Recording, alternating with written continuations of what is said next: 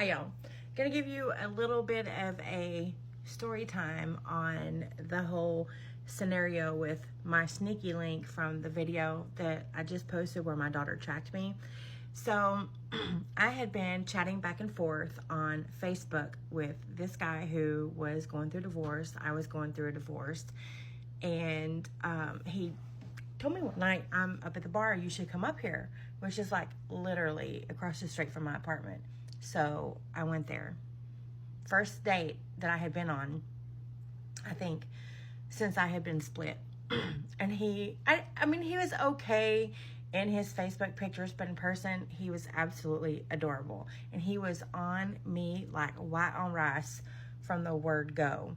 And I think, like, he just leaned over and kissed me, like, full on kissed me right there at the table. And it was kind of weird when I sat down.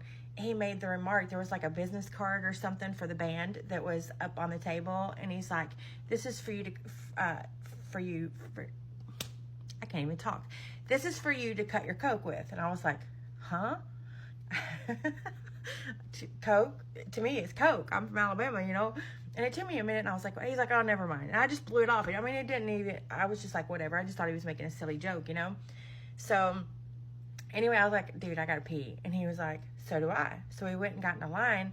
Well, there's one like big bath, it's like a single bathroom, and then there's the men and the women. He's like, come on, let's go in here. And I was like, okay. And he was like, what, I was like, this is a first. And he was like, you've never peed with a dude before? And I was like, well, I mean, no, but not when I first meet them, but whatever. So I sat down and peed while he leaned on the sink. And then when I got done, I washed my hands, and then he went to pee.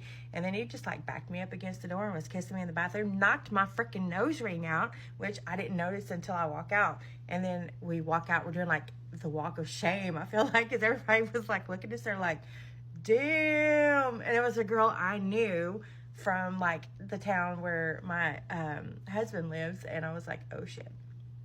Anyway, I was like, I just feel like we just did the walk of shame. So anyway, at the end of the night, he was like, your place or mine. And I was like, I didn't say that we were doing anything. And he said, oh, it's happening. And I was like, okay, sir, we can go to mine. Anyway, so he spent the night with me. I had a lot of fun. Seen him the next night, and he was like a completely different person. That's when I started to think that the whole Coke comment, maybe there was something to that, because he was not all over me. Like, I had holes in my jeans, and his hands were all in the holes in my jeans. He was just all over me the night before. Completely different person the next night. So the following weekend, he was like, come up to the bar. So I go back up to the bar, and I get a little hammered, and on apple crown and cranberry juice. So we go back to his house. Well, I know he's got 2 kids. They're both like teenagers. Mine are grown. And I'm sitting there, and I didn't get drunk at the bar. I forgot, because I got drunk at his house because I drank a bottle of cranberry wine. Anyway, I'm sitting there right next to him, and my phone dings, and it's my daughter. And it was a Google image of his house. And she's like, whose house is this, mother? And he'd seen it. Well, I kind of laughed it off. I thought it was funny as fuck. And he did not like it. He was like, I kind of feel like I'm being followed. I don't like that. And I was like, your address could have been the dollar store. She didn't know any different. Like, she didn't know where I was. It's not a big deal, dude. It's just my daughter. Like, I'm by myself for the first time in 20 something years, just divorced her dad. Like, she's just looking out for her mom. It's not a big deal. But he didn't like it.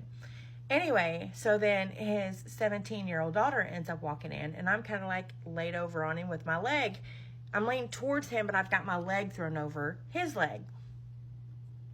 She walks in, and she's like, I'm going to spend the night with my boyfriend. And he's like, no, you're not. And she's like, yes, I am. So they get into it. She runs upstairs. He follows her. And I'm thinking that she's all upset about, you know, because he won't let her go with a boyfriend. So then she runs back down, and she's yelling and screaming about his whore that's at the house.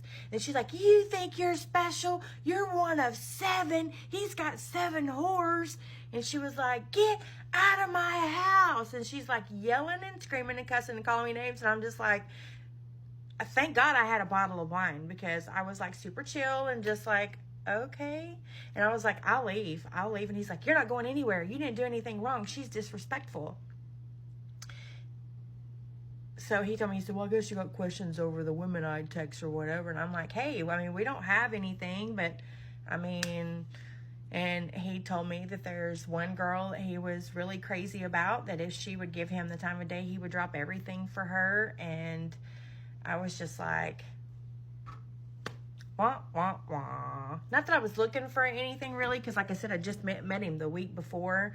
But I'm just not that girl. I mean, I was that girl that night. But it had been a long time in my defense, okay? So anyway, after that, I had gotten a good morning from him every single morning for a week. And then the next morning, I didn't get my good morning. So I knew that was all she wrote after that. And then he started going to the hairdresser. We both go to the same place to get our hair done. And he was telling her that your friend is psycho.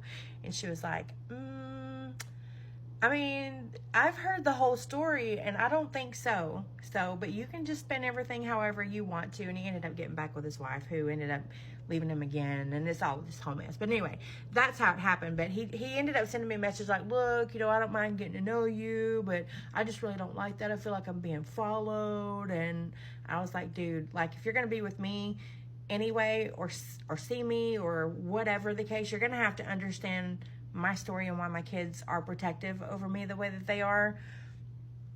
And it's just a package deal. Like, I feel like I got called everything but a fucking Jezebel from your daughter, and took it and didn't get upset. And you're going to be upset over a Google image picture from my kid who's tracking me. It's not like she posted it on Facebook or anything crazy. So that's a story time on how that happened. So, yeah, we never went there again, but it was fun the first night, and I hate that, because I feel like there had to have been something different, and I don't like making assumptions about people, but,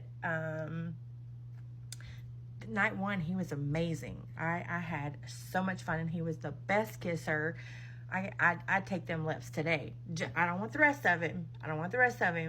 But I'll take them kisses any day. I'm just saying. So yeah, that's the story time on that. But I gotta finish getting ready, and I gotta get my butt to work. So I will. I'll call y'all back tomorrow. Okay. Love you.